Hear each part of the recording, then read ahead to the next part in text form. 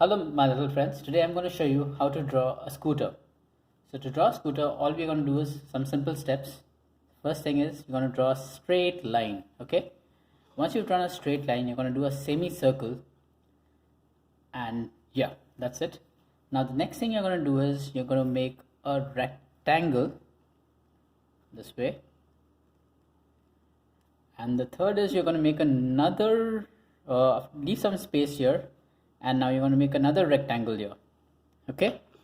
Once you're done with that, the next is you're going to make a circle, an oval, and then you're going to make a semicircle here.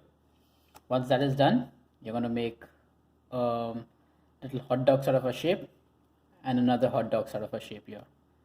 And next, you're going to put a seat on the scooter, and one here goes a wheel and another wheel.